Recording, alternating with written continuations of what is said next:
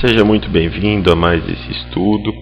Hoje falaremos sobre a parábola do mal rico, que está em Lucas, capítulo 16, nos versículos 19 a 31.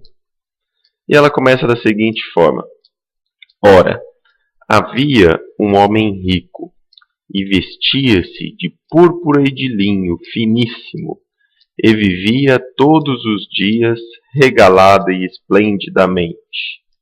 Havia também um certo mendigo, chamado Lázaro, que jazia cheio de chagas à porta daquele, e desejava alimentar-se com as migalhas que caíam da mesa do rico, e os próprios cães vinham lamber-lhe as chagas.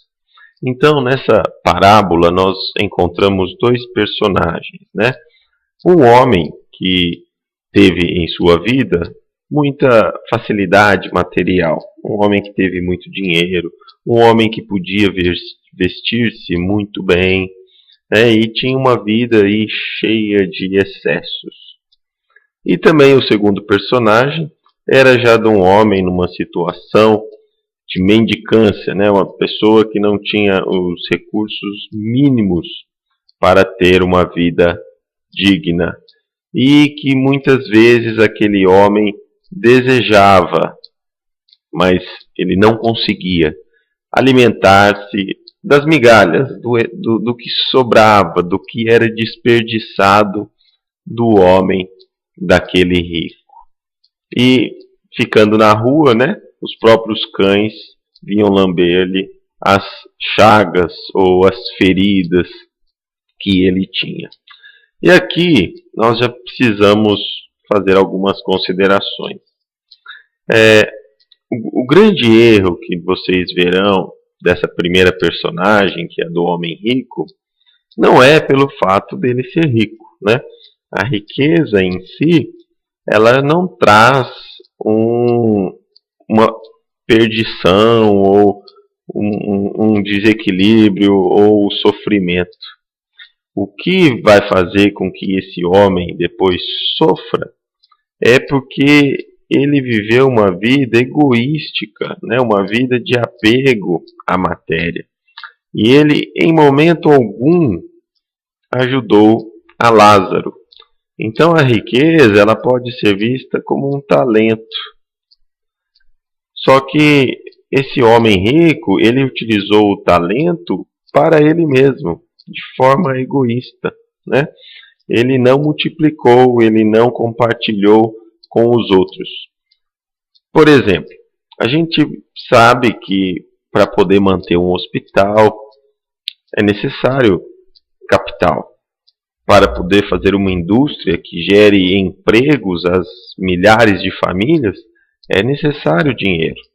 Então, o problema não é o acúmulo de dinheiro em alguns pontos, porque hoje é necessário, né, para poder gerar um bem maior, para poder utilizar, fazer pesquisas, novos medicamentos, mas o grande erro aqui do homem é porque ele vivia uma vida de excessos e nunca utilizou aquele talento de forma altruísta ou de forma a trazer um bem para a humanidade. E aí nós continuamos lá no versículo 22. E é claro, a única certeza que nós temos é a morte, né? Todos nós morreremos. E aconteceu então que o mendigo morreu e foi levado pelos anjos para o seio de Abraão. Abraão, ele é um patriarca bíblico, né? Dentro lá da história, ele foi o primeiro que fez um pacto com o Deus, ele que é considerado aí um dos pais do povo hebreu e que fez esse pacto do monoteísmo que os judeus nos trouxeram. Então aconteceu que ele morreu e ele foi recebido lá pelo patriarca dos hebreus. E o rico, claro, também morreu e ele foi sepultado, foi enterrado. E no Hades, e aqui seria, algumas traduções até falam que é o inferno, né? Seria um submundo dos gregos. no sentido negativo, no sentido de sofrimento, arrependimento. Então, e no Hades, o rico ergueu os olhos, estando em tormentos. Então, aqui, logo depois que ele morre, ele já vai para um lugar, no Hades aqui, né, no submundo, e ele começa a sofrer, então.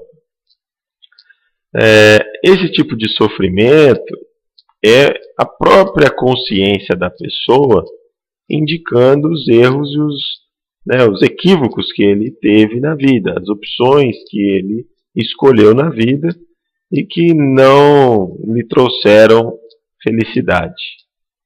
E ele viu ao longe Abraão e Lázaro no seu seio.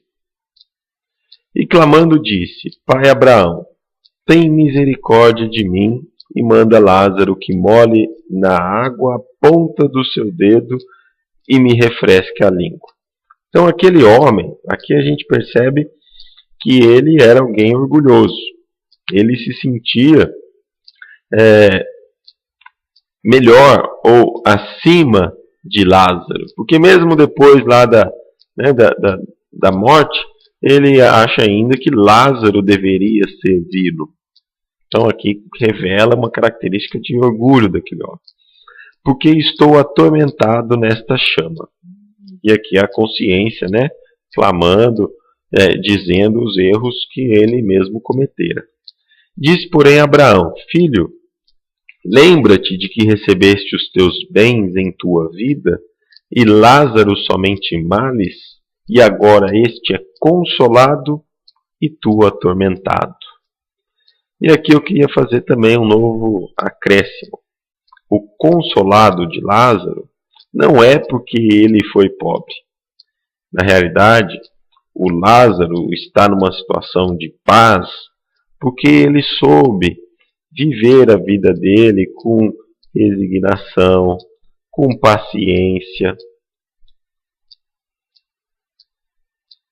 E por isso que agora ele está nessa situação melhor.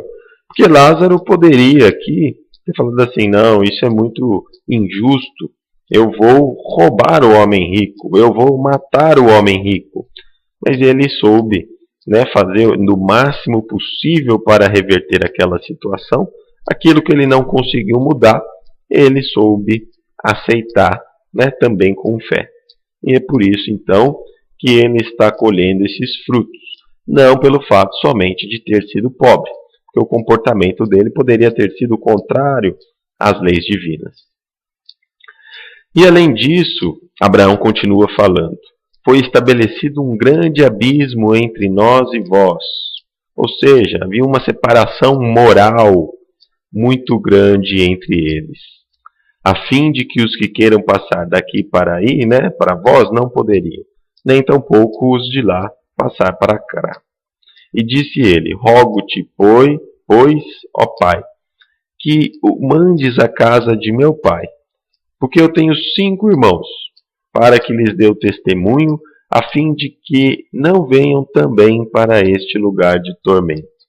E aqui interessante que o homem rico ele já nos revela que ele tinha esse amor familiar, esse amor por aqueles que eram do mesmo sangue, embora durante a vida ele não tenha revelado esse amor universal para todos os que estão lá ao seu redor, somente para os mais próximos. E isso muitas vezes, ou na maioria das vezes, não é o suficiente. Jesus sempre nos diz que nós devemos fazer a caridade a todos, que é a indulgência, o perdão, como nós já falamos em outros estudos, e não apenas aos mais próximos. Então ele sendo tocado de arrependimento, ele fala assim: olha, deixa Lázaro ir lá nos meus 5 irmãos, falar para eles o que lhes espera se eles não mudarem a conduta. E aí Abraão, é claro, fala assim: olha, eles já têm Moisés, têm os profetas, tem todo o Antigo Testamento, que é só eles buscarem, e eles encontrarão. E aí o homem rico fala: não, pai Abraão, mas se algum dentre os mortos fosse ter com eles, eles se arrependeriam. Então o homem achou que se Lázaro fosse lá, eles seriam tocados e se arrependeriam. E é claro, o pai Abraão lhe disse: se eles não ouvem nem mesmo a Moisés e aos profetas, eles também não vão acreditar que ainda que algum dos mortos vá lá e fale para eles. Então essa parábola é muito bacana. Ela revela dois personagens, um que conseguiu viver mesmo nas suas dificuldades de forma reta, né, com retidão, enquanto um homem rico, ele utilizou aquele talento ou aquele bem para o seu próprio ego, né? Foi uma pessoa egoísta e que depois da morte nós vamos para locais em que estão de acordo com a nossa vida aqui no planeta Terra. E cada um foi para um local, não era possível esse contato ou sair desse local, né, nesse momento. Então o homem pede para que fosse falado aos seus irmãos para não cometerem o mesmo erro, e Abraão fala que não, que nós já temos, né, todos os profetas aí que nos trouxeram esses ensinamentos e que muitas vezes nós próprios nós mesmos não buscamos seguir ou conhecê-los. Então eu agradeço a todos pela atenção e até o próximo estudo.